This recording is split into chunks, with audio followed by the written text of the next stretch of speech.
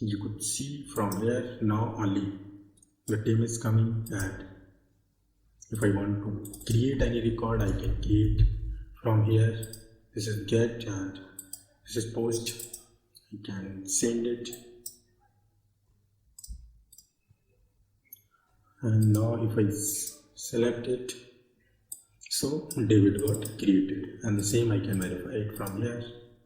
Tim David, and by using put, if I want to update this record, which ID is 3, so I can do this.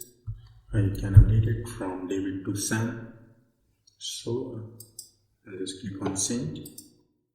It should update it, so just select it. The ID 3rd is updated from David to Sam. And if I want to delete Sam, I can delete it very easily. So let's delete Sam from the student table. So just select 3rd, and it got deleted. Just search it from here, it's deleted, and see, I can verify it from here. So that's all.